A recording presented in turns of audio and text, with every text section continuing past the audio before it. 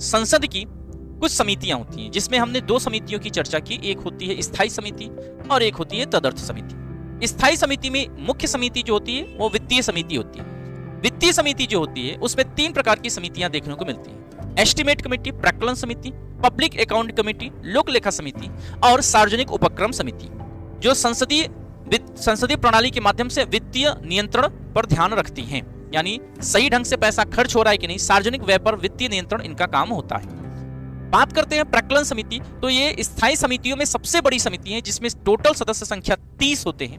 इसे स्थायी मितव्ययिता समिति भी कहा जाता है। इसमें केवल लोकसभा के सदस्य होते हैं। प्राक्कलन समिति में प्राक्कलन कोई मंत्री सदस्य नहीं बन सकता है। प्राक्कलन समिति के सदस्यों का कार्यकाल 1 वर्ष का होता है। उनका चयन आनुपातिक प्रतिनिधित्व पद्धति एवं एकल संक्रमणीय मत प्रणाली के माध्यम से होता है।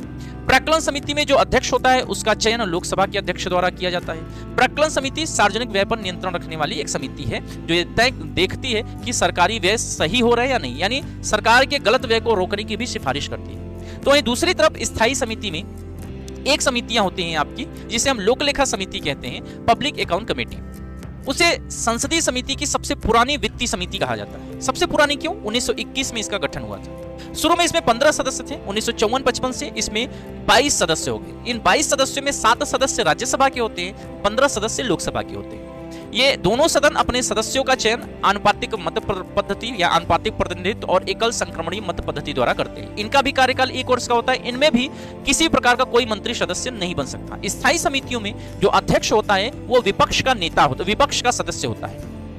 1967 से यह परंपरा बनी कि लोक लेखा समिति का अध्यक्ष विपक्ष का सदस्य बनेगा और इसकी नियुक्ति लोकसभा का स्पीकर करता है।